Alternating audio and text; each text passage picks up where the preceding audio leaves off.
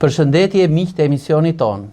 Sot, së bashku me Alketën, një partnere që tregton produktet tona në Gjermani, por që historikisht më parë kemi pasur edhe paciente, të trajtojmë një temë për diabetin.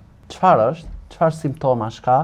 Nga se mund të shkaktohet dhe si mundet që mjekësia alternative të ndihmojmë organizmin në uljen e asaj glicemisë të vazhdueshme të sheqerit në gjak. Shkurt, të largojmë sheqerosjen e organeve të njeriut nga prania e vazhdueshme e nivelit të lartë të glicemisë në trupin e njeriut. Çfarë simptomash mund të ketë një diabetik? Ajo mund të fillojë me një tharje të lehtë të gojës, ajo mund të fillojë me një etje të shtuar të personit, ajo mund të shfaqet me një pas pirjes së shpesht të ujit edhe me një urinim të shtuar dhe mandej simptomat sikur agravohen. Pra, nëse një person nuk e di fare që është diabetik, por ka tharje goje, pin shpesh ujë dhe ky ujë e kalon atë sasinë, le të themi 2 litrshe, ka tendencë të urinimit të shpesht dhe vazhdoi më tutje një këputje të trupit e shoqëruar edhe me një shtim të sasisë të sheqerit, pra sikur trupi ka nevojë për të konsumuar sheqer dhe njeriu u drejtohet më shumë ëmbëlsirave, atëherë ju duhet i drejtoheni mjekut për një ekzaminim mjekësor. Diçka ka ndodhur me pankreasin tuaj.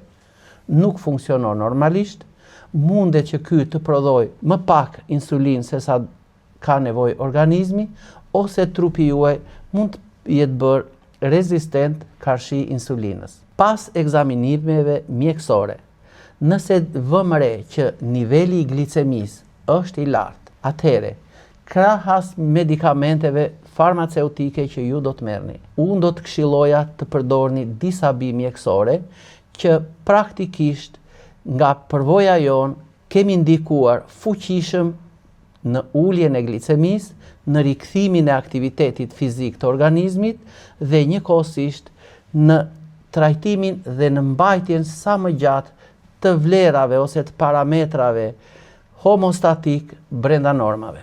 Siç po më shikoni, kam edhe një medalje të Republikës Kosovës.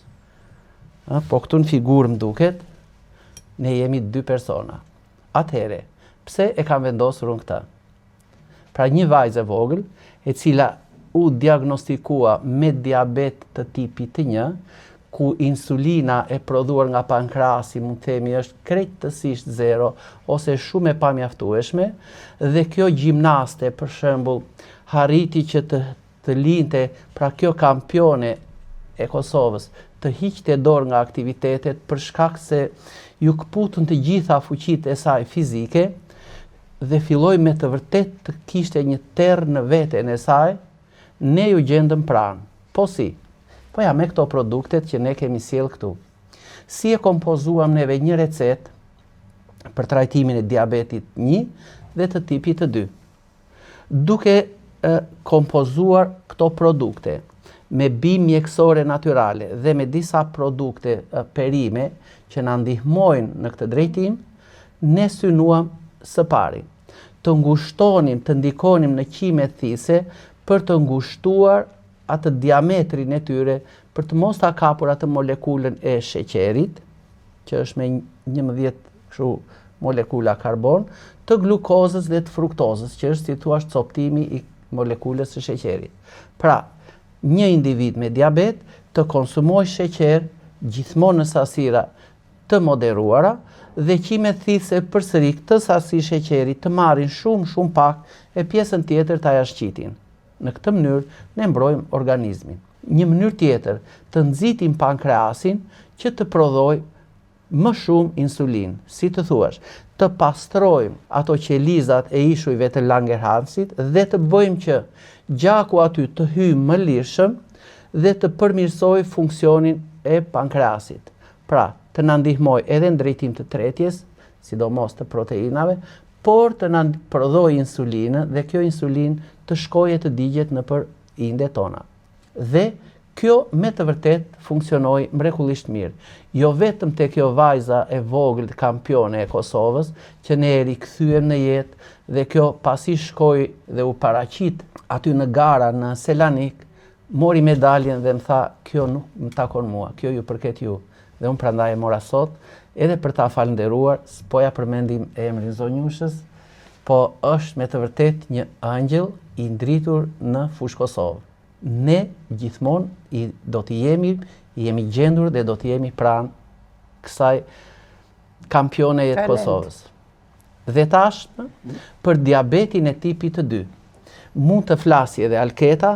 Atëherë, unë do thosha, doktor, çfarë ndodh kur gjaku bëhet sherbet? Në rastin tim, ishte në bazë të ilaçeve që edhe pankreasi u prek si organ, dhe fillova këtë kur. Mora çajin glukomer dhe përdorja 3 herë në ditë nga një gotë, mbas buka. Krahas asaj hidhja dhe vjeshtull bredhi në të, sepse këto të dyja kombinonin jashtëzakonisht mirë. Gjatë ushqimit, për ta thyer sheqerin në gjak, neve në ushqim kemi qoftë në patate, vetëm ujë nuk ka sheqer, çdo ushqim ka sheqer, e konsumoja në mëngjes me mysli dhe gjatë ditës nga një lugë me pak kos ose me ujë bitamelon pluhur që mund ta masësh para ushqimit, mbas ushqimit, kjo bënte mrekulli. Dhe vazhdon bën.